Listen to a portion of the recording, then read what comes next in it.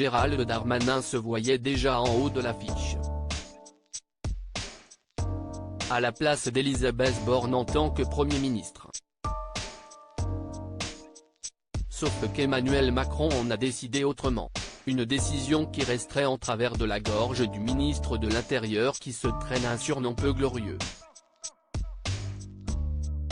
Le dernier remaniement du gouvernement, annoncé le 19 juillet, n'a pas fait que des heureux.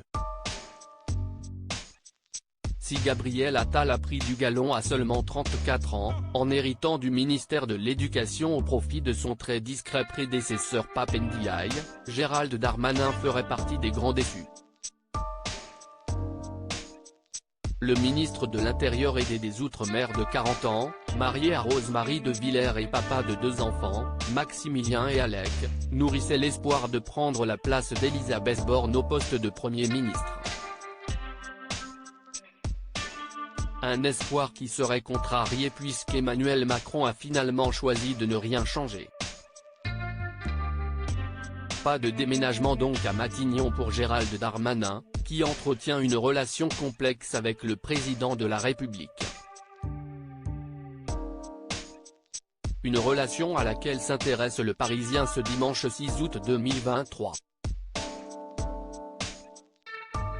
Bien qu'Emmanuel Macron n'a pas manqué de faire les éloges de son ministre de l'Intérieur lors de son interview donnée depuis Nouméa à la fin du mois de juillet, pour TF1 et pour France 2, Gérald Darmanin a prévu un coup qui a fait grand bruit, organiser une rentrée politique en solo le 27 août prochain dans son fief de Tourcoing, en son nom propre et pas sous celui du gouvernement d'Emmanuel Macron. Une réponse politique sur le thème si est fini le garçon bien élevé, commente un ministre auprès du Parisien alors que Gérald Darmanin a assuré à La Voix du Nord avoir averti le chef de l'État en amont. Cette relation complexe entre Emmanuel Macron et Gérald Darmanin se traduit par des annonces individualistes de ce genre mais aussi par des privilèges d'ordre un peu plus privé. Le Parisien rapporte en effet que le président de la République et le ministre de l'Intérieur ont dîné avec leurs épouses respectives il y a quelques semaines.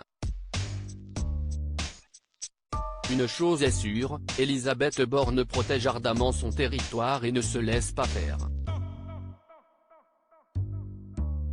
Le jour de la confirmation du remaniement ne le mettant pas en valeur, Gérald Darmanin aurait tenté d'esquiver un point presse sur la sécurité routière. Bien tenté mais la première ministre ne l'entendait pas de cette oreille. Si, on va faire le point presse ensemble, lui aurait-elle lancé, se montrant insistante. Avec l'annonce de sa rentrée politique en solo, Gérald Darmanin voit le retour de l'un de ses surnoms peu flatteurs, voire méchants comme le dit Le Parisien, is no good, francisation de l'expression anglophone is no good, il n'est pas bon.